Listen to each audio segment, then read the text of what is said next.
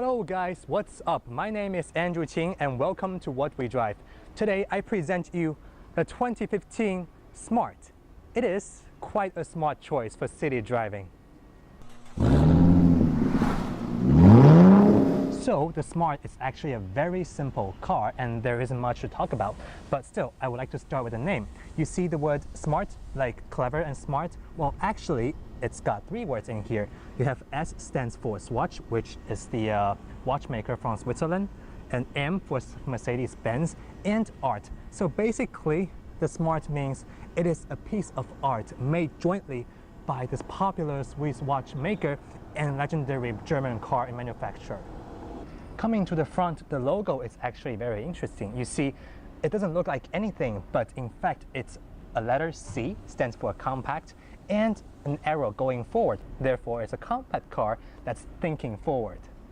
Also in the front is that although it doesn't look like there's anything going on, but it's actually got a front hood. And how do you open this thing? Well, you don't open it from the inside.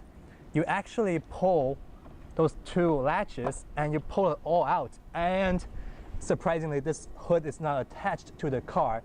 You just pretty much take it and as you can see, it's attached by some ropes. And with that being said, if you have your Smart parked outside, you may have to worry that somebody is going to open the front hood and get the battery and stuff. And lastly, in the front is that if you look at the headlights, you can see that it's got a Smart logo. That's interesting attention to detail. The size is definitely the biggest highlight of the Smart. It's only measured at about 8.8 feet in length and 5.4 feet in width. To demonstrate how little this car is in size, I'm going to lay down on the ground to show you the comparison. Now, I'm about 5'10", just keep that in mind. And if I lay down on the floor, we're pretty much the same. And in the front, let me lay down on the floor.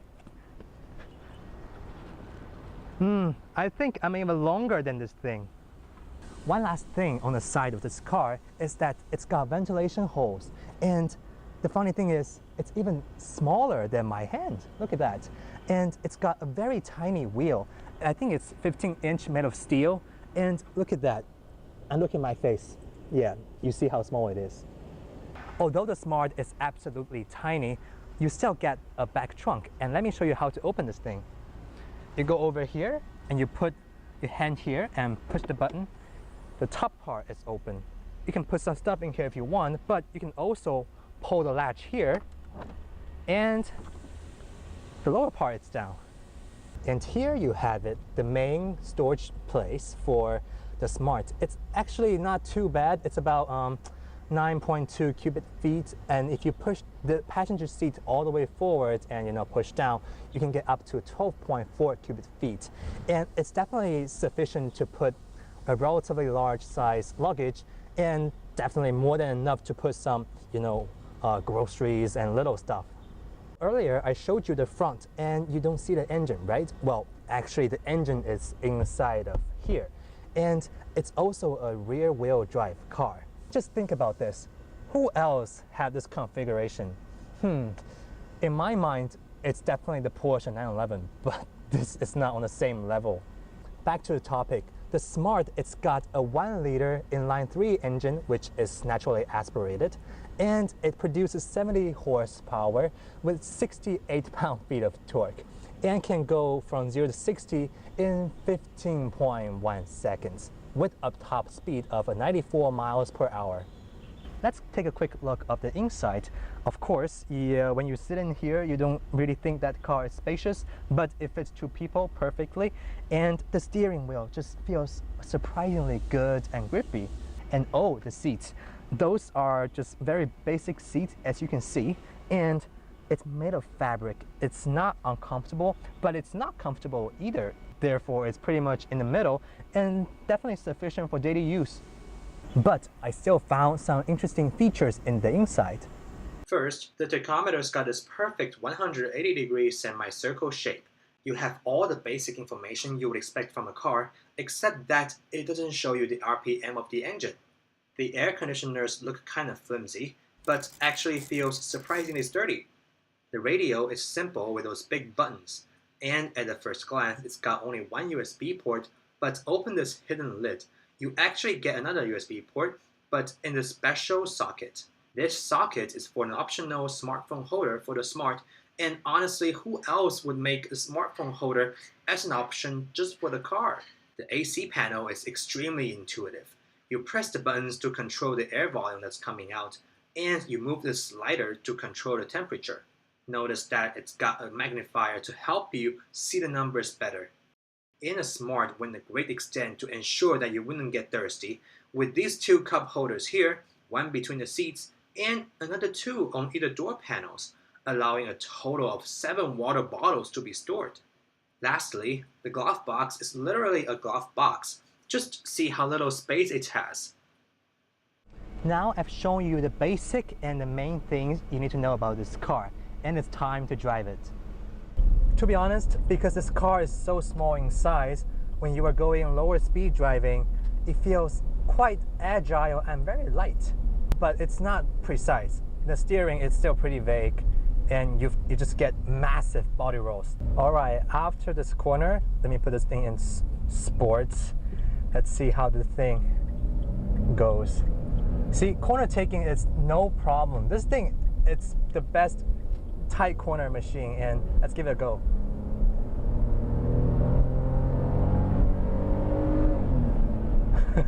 I mean, it drives. When you go from 0 to 25 or even 30, it still feels, relatively quick. But over that, no matter how much gas you put into this thing, it doesn't have any difference. But everyday use, go to grocery shopping, take the kids to school, or just go to a mall or something, a busy city, this thing is sufficient, I would say. Especially consider that, taking corners and taking turns, this thing can make so many magical or impossible turns that I'm really surprised. All right, another U-turn here. Let's see if we can make it. That's crazy. Did you see that? Like, this is such a tight corner I'm taking. This U-turn, it's definitely not something that other cars can do, but sort of exclusive to the Smart. My only complaint is there's almost no handling in this car. The throttle is honestly horrible. There are times you need to take that straight line. You need to, go past some cars, but this thing just doesn't do that for you. Which again, coming back to what the car is really for. This car is basic, like really basic. This is what a moving vehicle is, and the highlights is that it's just very small in size, in the city, and finding parking, it's very suitable to do that. Another downside of this car for other people, not for you, is that because it's so tiny and you can fit almost in everywhere, you tend to just fit in everywhere, and people who are looking at you maybe thinking that, oh, this guy is an asshole. And also the fuel economy of this car, it's absolutely fantastic. I've driven quite a lot today, and still I'm at around 90%. To sum up, the Smart is definitely a little tiny compact car and can satisfy different basic needs. This thing drives, no problem. It takes some luggages, no problem. And overall, it's not too bad. And if you already have a few cars and you are looking for, the daily driver in the city and want to go almost everywhere, the Smart is definitely a smart choice. I hope you liked today's video. If you do, please give me a like, comment, or share with your friends. And even better, subscribe to What We Drive for my future uploads. And thank you very much for watching. And I will soon be seeing you in the next video.